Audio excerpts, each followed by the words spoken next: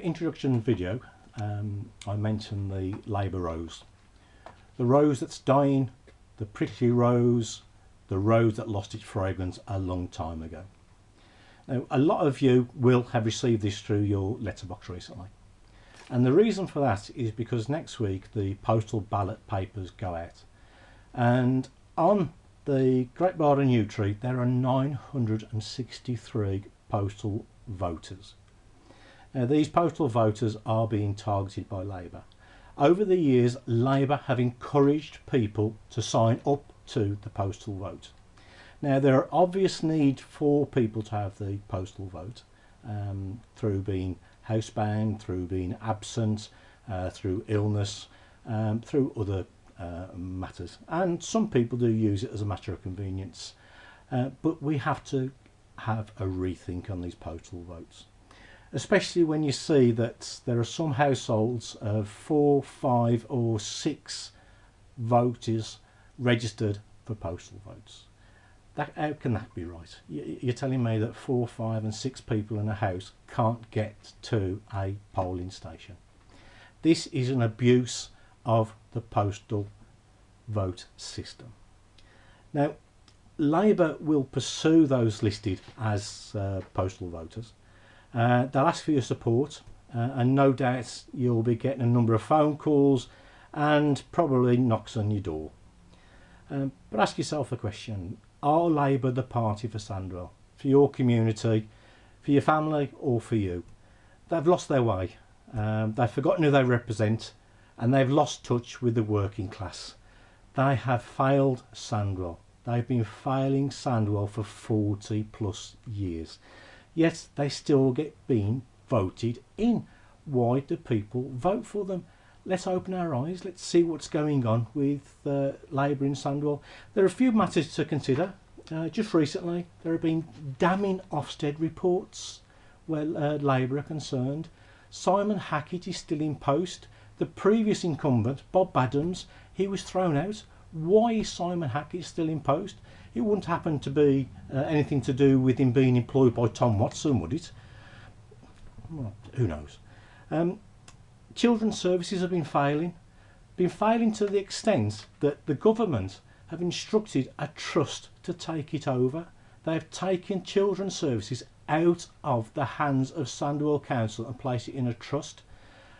That has my concern because it's been headed by a Labour member, Jackie Smith, who does seem to be very pally with a lot of the councillors and Labour members, and you wonder just how independent this trust is going to be. But let's see what happens. It's just been set up, there's been a lot of money spent on it, there's a lot of staff that have been transferred over from the council to the children's services. Let's see what happens, but it does concern me. There have been 6,226 child abuse allegations over a 5-year period. I've put in a new Freedom of Information request to find out what the current statistics are. That has been sent off to the police because I want to know what the current state of play is with regard to child sexual exploitation in Sandwell. As soon as I hear anything, I will publish it and I'll make sure it's out in the public domain. In Labour controlled Sandwell and within the Labour group, there have been bullying and intimidation claims. There's been corruption allegations. There's fraud claims that have been passed on to the police. There's been councillors suspended. An ex-mayor's been suspended by the Labour Party on various allegations. That's still to come out more into the public domain, but I'm sure that will follow. There's been alleged improper allegation of council houses. Now, that's been something that's been talked about for many years, and locally and at grassroots level we know it's been going on, but now it's quite clear that evidence is stacking up to show that this is the case. There's been cases where the public have been lied to and we've been ignored. Petitions have been ignored. There's admin chaos at the council as senior officers have left. Numerous people that have been doing good jobs have left. 1 or 2 that hadn't been doing such a good job had left, but they've still gone away with a huge payoff. and a non-disclosure agreement, which comes at a cost, but there's a lot of good senior officers and a good lot of good folk in Sandwell that have left because of the issues around the labour control. There's been an increase in council posts that receive a special responsibility allowance. Now, we were told some years ago that the special responsibility allowances would be capped. There'd be no increases in council allowances, but what's happened is that more posts have been created and the councils have had a rise. Now, in some respects, yeah, you can agree a rise, but some positions have been made up so they can be rewarded with a special responsibility allowance. I may talk about that in future videos, but in all honesty, there's another issue. The accounts. Did you know that Sandwell Council is nearing a debt of £1 billion? 1 billion? How much of your council tax is being used to repay the interest payments on that debt? 1 billion?